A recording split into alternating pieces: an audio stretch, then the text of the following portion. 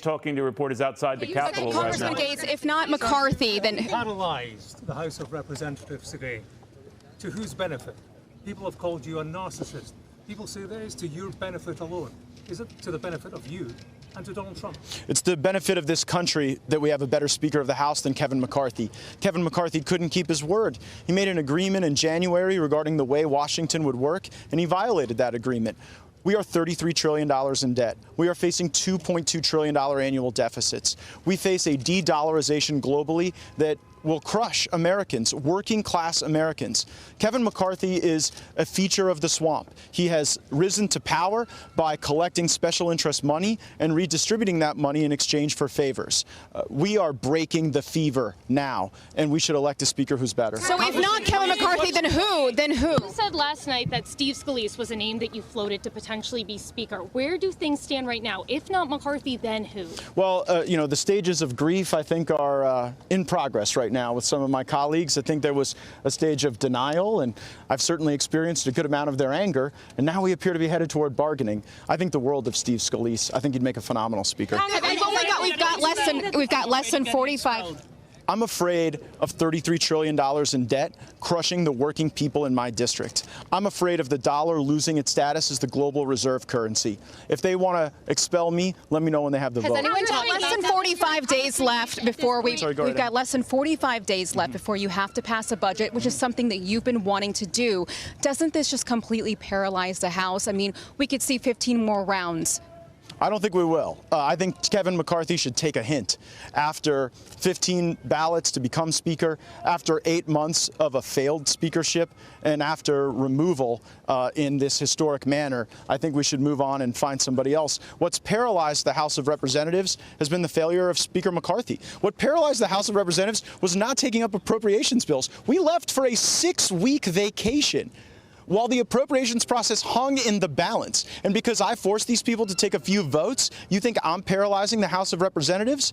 I think the House of Representatives has been paralyzed for the last several decades as we've refused to pass a budget and as we've governed by continuing resolution and omnibus bill. So I think that this represents the ripping off of the Band-Aid, and that's what we need to do to get back on track. How do you pass anything if 200 Republicans? How do you pass anything? What do you say to your colleagues who argue you don't have another name right now? You don't have someone else who could get 218 votes. What do you tell those colleagues? Well, I would tell them that for certain Kevin McCarthy can't get 218 votes, so let's try the next person. How do you pass something with pro tem, obviously?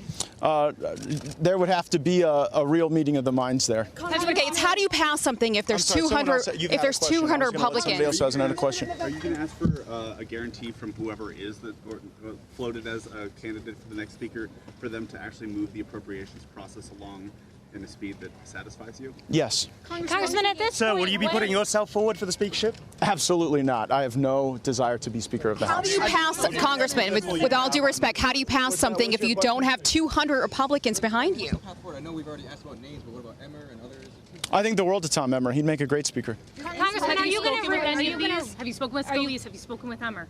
I've spoken with him, but I'll probably keep our conversations between us. Congressman, take the speaker. What was going through your head when the vote gavelled down and it was official McCarthy wasn't Speaker? Just we got to move to the next step. You know, we are not at the end of this process. Okay, at most we're approaching halftime.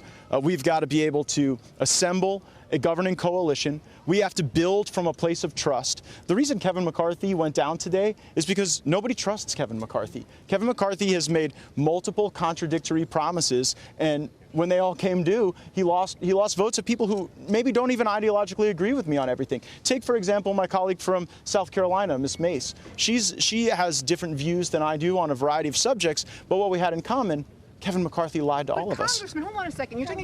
You're saying that nobody trusts Kevin McCarthy, but you're talking about, including yourself, about 7 Republicans compared to about 200 and about, some odd Republicans who actually do trust him. So can kind of explain Yes. that here? Well, as it turns out, getting 200 Republicans to trust you isn't enough to stay Speaker. Compared to 7 Republicans at this here. point, Have would you spoken require to that former President Trump about this since the ousting? Was he supportive of what you were doing? I have spoken to President Trump over the last several days. The ousting only occurred several minutes ago, so we haven't spoken during that time. President Trump, though, put on Truth Social that he didn't think this was a good idea. He didn't want to see Republicans fighting with other Republicans. How do you respond to the former president? I would say that my conversations with the former president leave me with great confidence that I'm doing the right thing. Did the former president call you today? Did the former president call you today? Who are concerned about the future of the conservative agenda in the House GOP? I would say that the conservative agenda was being paralyzed by Speaker McCarthy. We hadn't even sent a subpoena to Hunter Biden. Our oversight was lackluster. Our spending priorities were misaligned. The top-line budget was going to lead to more inflation, more debt, more challenges. So the best way to advance the conservative agenda is to move forward with a new speaker. What is the end game? Are you going to require that any future speaker elected allows the motion to vacate to stay at a one-person threshold? Yes. Congressman Gaetz, Considering that Steve Scalise votes in line with Speaker McCarthy most of the time, why should he want the job after this just happened? Well, that's a question for him, I guess, not me. He said he's uninterested. He's already said he's I haven't heard him say that. No, he's already. What has he said to you? Well, here's what I would say. Here's what I say. I think a lot of members are going to reflect on their thinking after this historic moment. I think anything that people have said before the McCarthy ouster is probably bearing less weight than the way people may be thinking about these questions after the McCarthy ouster. What is the end game? Comments about Steve Scalise yesterday and today. Will you yourself nominate Steve Scalise for Speaker of the House? Maybe.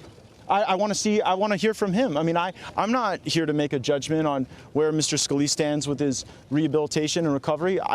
I would give him the deference to be able to decide whether or not he'd like to put himself forward as a candidate, but he'd be the type of person that I could see myself supporting. There are many people, though. I could see myself supporting Tom Emmer. I could see myself supporting Mike Johnson of Louisiana. I could see myself supporting Jody Arrington of Texas. I could see myself supporting Kevin Hearn of Oklahoma. And there are even people outside of the United States Congress like Lee Zeldin. All right, before we hand off to the 5 here, some history. Hi, everyone. I'm Brian Kilmeade. I want you to do me a favor. I want you to click to subscribe to the Fox News YouTube page. This is the only way that I know for sure that you're not going to miss any great commentary, any great news bites, any great interviews coming your way on Fox. You can get it all here on YouTube. So subscribe right now.